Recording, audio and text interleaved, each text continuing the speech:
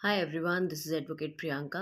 आज हम लोग बात करेंगे कुछ ऐसी टर्म्स की जो हमारे फैमिली लॉ में बहुत ही ज़्यादा मायने रखती हैं और आप सबको इन टर्म्स के बारे में पता होना चाहिए। चाहे आप कोई एडवोकेट हैं जिसको मैट्रिमोनियल केसेस हैंडल करते हैं तो उनके लिए टर्म्स बहुत ही इंपॉर्टेंट है।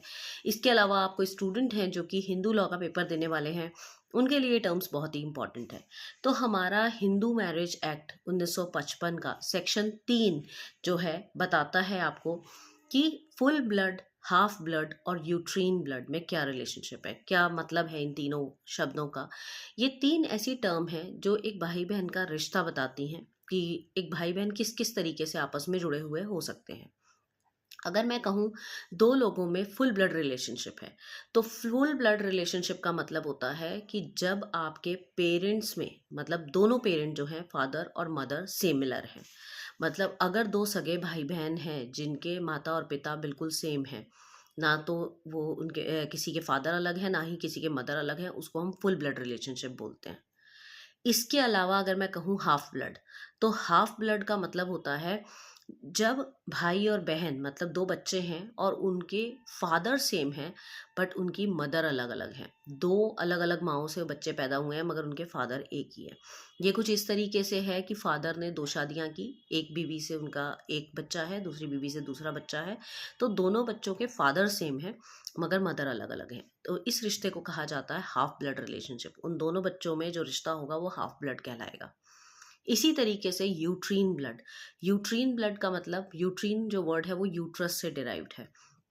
तो यहाँ से हमें याद हो जाना चाहिए कि यूट्रीन ब्लड का मतलब है फ्रॉम द सेम यूट्रस। मतलब जब दो बच्चे सिमिलर माँ, मतलब एक ही माँ से पैदा हुए हैं मगर उनके फादर अलग अलग हैं, उनके पापा अलग हैं, तो वहाँ पर उन दोनों बच्चों में यूट्रीन ब्लड का रिलेशनशिप हो जाएगा।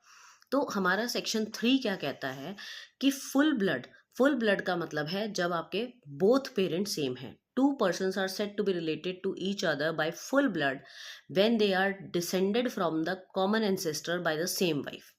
एंसेस्टर यहाँ पर वर्ड जो यूज होता है वो फादर के लिए यूज होता है, और एंसेस्ट्रस जो वर्ड यूज होता है वो मदर के लिए यूज होता है। तो जब सेम फादर से बच्चे पैदा होते हैं और सेम मदर से बच्चे पैदा होते हैं वो फुल ब्लड रिलेशनशिप में है। but half blood when they are descendant from a common ancestor but by different wives। और हाफ ब्लड तब वो कहलाते हैं जब वो कॉमन एंसेस्टर से हैं, मतलब कॉमन फादर है दोनों के, बट फ्रॉम डिफरेंट वाइफ्स, मतलब उनकी वाइफ अलग अलग है। तो वहां पर वो बच्चे हाफ ब्लड रिलेटेड होंगे।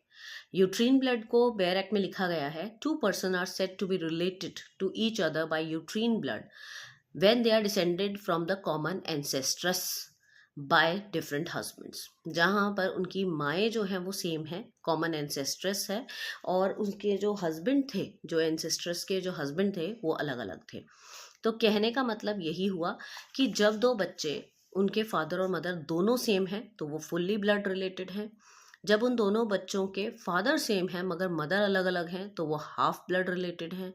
और जब वो दोनों बच्चे एक ही मदर से हुए हैं मगर उनके हस्बैंड्स अलग अलग हैं, मतलब माँ की पहली शादी हुई, वहाँ से एक बच्चा है, फिर उनके हस्बैंड की डेथ हो गई या डिवोर्स हो गया और उन्होंने दूसरी शादी की और दूसरा बच्चा हुआ, तो वो दोनों जो बच्चे हैं वो यूट्रीन ब्लड रिलेशनशिप में कहलाएंगे कि ये दोनों यूट्रीन ब्लड रिलेटेड हैं, क्योंकि इनकी जो एंसेस्ट्रस है वो सेम है बट उनके एंसेस्टर सेम नहीं है। इसी तरीके से हाफ ब्लड में एंसेस्टर सेम होते हैं बट एंसेस्ट्रस अलग अलग होती हैं। तो इस तरीके से आपको ये तीनों टर्म्स के बारे में पता होना चाहिए, क्योंकि जब भी हम कोई लीगल ड्राफ्टिंग करते हैं तो हम वहाँ पर इसी तरीके की टर्मिनोलॉजीज यूज़ करते हैं। इसी तरीके के और इंटरेस्टिंग वीडियोस के लिए और इंटरेस्टिंग जानकारी के लिए आप इस चैनल को फॉलो कर लें। और अगर आपको किसी भी तरीके की कोई भी लीगल हेल्प चाहिए या कोई नोट्स चाहिए, वाइवा के लिए आपको कोई हेल्प चाहिए, तो you can call me on 9953308400। Thank you.